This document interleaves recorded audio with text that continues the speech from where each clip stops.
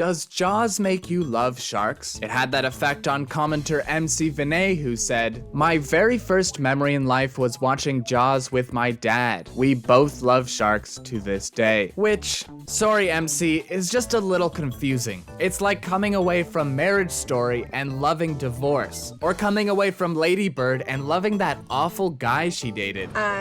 Wait a minute. Anyway, my name is Isaac, and this is my editor, Angus. What's up, Cars 1 fans? We're in charge of the esteemed Comment Response Division. And today we're looking at your answers to the question, what is the first movie memory you have from your childhood? All right, let's jump in. 75 says, when Doc Hudson murdered the king in Cars 1. And also that snout where McChow his tongue. That's pretty cool, 70, except we're pretty sure neither of those things happened. The king is completely fine at the end of the film, and we're not sure where you got McChow from. Maybe you were watching some sort of cheap knockoff? Ready to go to the king's funeral machine? Why yes, Tractor Joe. Let me put my shoes on.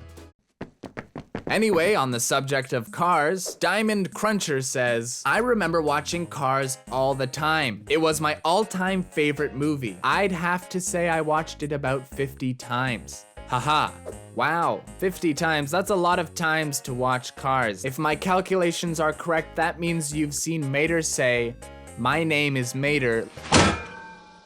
Mater? Yeah, Like tomater. but without the tuh. 50 times. That's roughly 500 seconds, which is roughly 8 minutes of Mater saying Like tomato, but without the tuh. on a loop. Can anyone beat that? Well, Gabriel says, I watched the movie Cars over 500 times when I was a child. Okay, so 500 is 10 times 50, which means you've spent 5,000 seconds listening to Mater say, Like tomato, but without the tuh. anyone else? Well, Frodo Gameplay says, Cars, I saw it 1 billion times. Okay, so 1 billion is, this is where my attention span ends. We have a new segment, which we'd like to call, You Had a Weird First Memory. We'd like to stress that there's no judgment involved in this segment at all, but we just thought these answers were interesting and notable. Crotch Whistle says, watching Candyman on Christmas Eve when I was 4. We remember it well. Gathering around the Christmas tree to watch a vengeful spirit terrorize an academic in a stinging critique of racial segregation and institutional failure. Every time a bell rings, an angel gets its wings, and every time Candyman is repeated 5 times in the mirror, your family has a wonderful Christmas time. Aiden says, when Rambo pulled one of the cops into the bush onto his knife, 'twas badass. Honey, come here, come here. He just said his first words. Say it again, son. Talk to your father. Was badass. Riviona says, 1984, my uncle had brought over this really short film. I no longer remember the name of it, but it was about a warrior doll this woman brought home. It was about 1 foot high and it came alive and chased her around the house biting her. Then she turned into some kind of monster and it ended. This stayed with me as I grew up and I never could find it. We all know how much the comment response division is trusted, so we wanted to do some research and find out what this is. So, turns out the reason why this movie was short is because it was 1/3 of an anthology horror TV movie called Trilogy of Terror. And honestly, it's a pretty spooky movie. The subject matter and the warrior doll just might be a little problematic now though, but I hope this helps. Okay, so we may have been a little snarky this episode, but we'd like to take a trip to Wholesome Corner. This week on Wholesome Corner, we got a lot of comments about the strange relationship between movies and memory. Timmy says, Thomas and friends, I am sitting in a swing in our apartment, WTF, and I'm seeing a giant snowball getting closer and closer to Percy. We love vivid emotional memories like this. Who knows if there was really a swing in your apartment or not, but it doesn't matter. That's the way you remember it. And maybe if you saw Percy getting hit with the snowball again, it would bring you right back to that moment.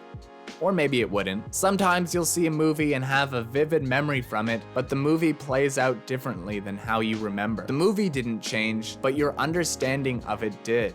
Heather says, I want to say it was when the GMC Jimmy my folks drive shook during the first T-Rex roar of Jurassic Park. I saw it at the drive-in theater when I was little. We can't imagine what it would have felt like as a kid to have an element of the movie escape into the real world like that. Honestly, it kind of makes me want to go see Jurassic Park in the drive-in, but have an open cup of water next to me in the car. Andrew says, my mom covering my eyes from Quinn being eaten in Jaws. Angus was pretty scared of everything when he was a kid. Just the other day, he actually confided in me that he had to leave the movie Cats and Dogs because it was too scary.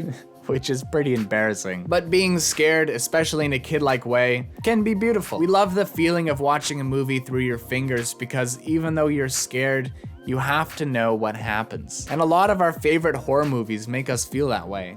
Even now. Joey says, seeing Shrek in theaters for the first time. Honestly, that's one of the first ones for us too. And if you'll stay with us, we'd like to talk about the effect the Shrek movies had on our entire generation. Yes. We are serious. We have a theory about Shrek and how it shaped our collective understanding of movies. Okay, so Shrek is a movie that uses primarily reference humor. The jokes are built on the audience understanding the reference, and that it surprises them in a new context. But these jokes are mostly aimed at parents. Kids don't understand the references, and so the jokes appear to be deliberate absurdism. There's a gap for us to laugh, but we have no idea what we are supposed to laugh at. If you go back and look at the first two films, most of the jokes don't make any sense. This obsession with references doesn't just affect the dialogue, it actually seeps into the world building. The mirror mirror on the wall becomes a TV dating show, and Farquaad's castle becomes Disney World. And lots of movies do this. Most of Pixar's movies base their world building on a simple metaphor. Inside Out has a brain running like the control room of a TV show. A Bug's Life casts ants as farmers, but these movies pick a central metaphor and stick to it, and they don't usually use references as immediately dated as Shrek. So Shrek's references, to a younger generation at least, come off as absurd rather than clever, and so it sticks in our mind as a movie full of weird nonsense. But that's not the biggest part of the Shrek effect. The thing that's lasted longest about Shrek is the movie's cynicism. Shrek was one of the earliest films by DreamWorks Animation, a company that was co-founded by executive Jeffrey Katzenberg. Katzenberg was an executive at Disney Animation who left during a dramatic power struggle in the 90s. Katzenberg was reportedly bitter about leaving and wanted to create a rival to Disney Animation. So Shrek, one of the first DreamWorks animated movies, was marketed as a satire of Disney's style. Loosely based on the picture book by William Steig, Shrek flipped the fairy tale formula on its head.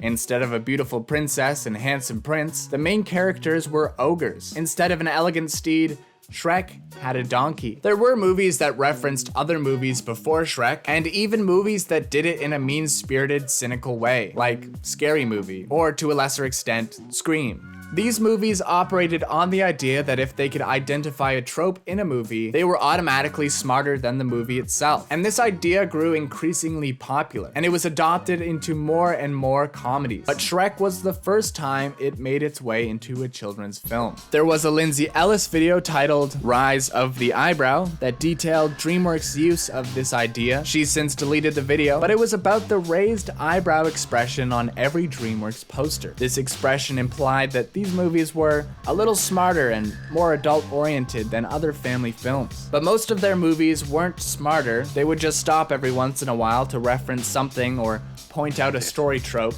You like jazz?